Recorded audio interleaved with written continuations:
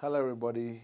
Welcome to day 26 of the Prayer Being Spawn Challenge. Today, we're going to be talking about praying for the peace of the nation that you're in. And our go-to text is Jeremiah 29 from verse 7. Now, the background of this is that Jeremiah prophesied that the children of Israel were going to go into exile. And part of what he's saying about their exile, of course, because they've disobeyed God and so God is dealing with them, is that it says in verse 5, build houses and live in them, plant gardens and eat their produce, take wives and have sons and daughters, take wives for your sons and give your daughters in marriage that they may bear sons and daughters, multiply there and do not decrease. But seek the welfare of the city where I have sent you in exile and pray to the Lord on its behalf. For in its welfare you will find your welfare. And that just makes sense. In other words, the nation that you are in, the place you are in, pray for it. Because if it does well, you will do well. If it falls, you fall. And this is an admonition, and we can draw wisdom from here that we should not take our nation or praying for our nation for granted. We should pray for our nation to steer it in the right course. Pray that it prospers. Pray that it does well. Because in its prosperity is our own prosperity. If it does badly and falls into war, we all suffer for it. Another text in the New Testament that seems to expand on this and throw some more light to specifics is 1 Timothy chapter 2 from verse 1 to 4.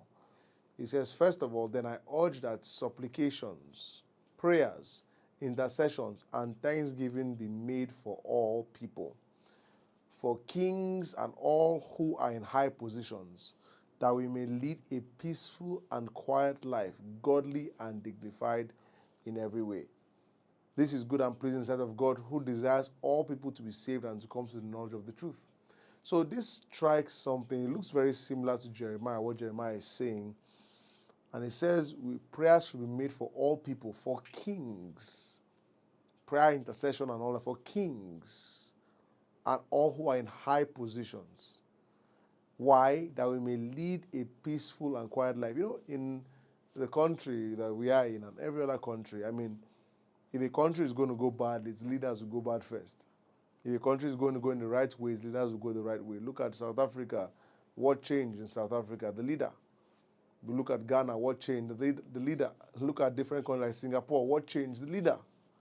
Right? When the right persons are in place, then what we get is a prosperous nation.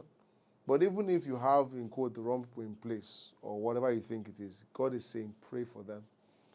Don't just insult them. Don't just heap curses on them. You should actually pray for them.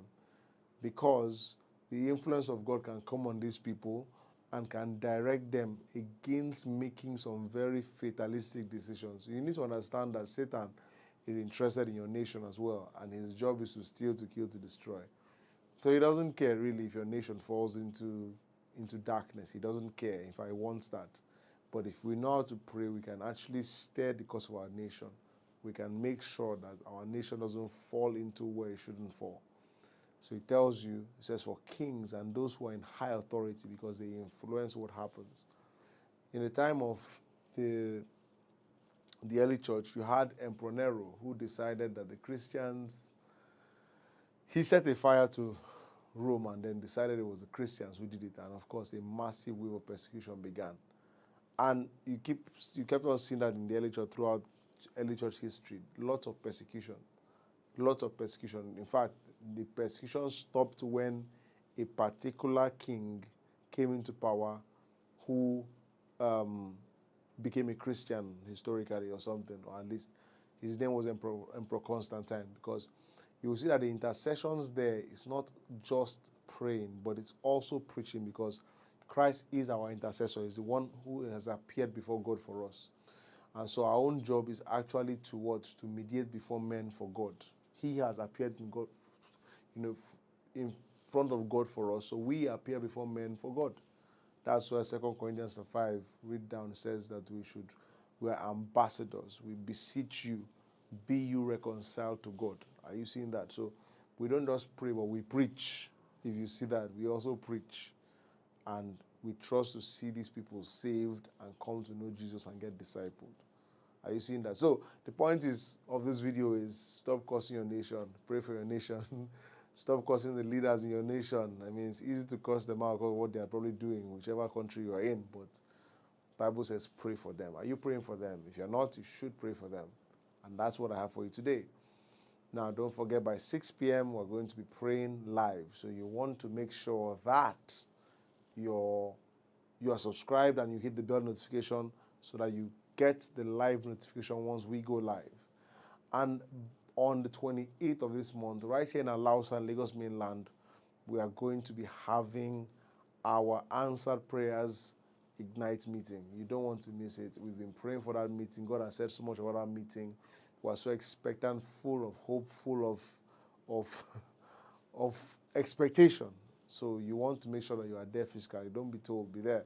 But if you join online as well, you can also expect that God is going to do much.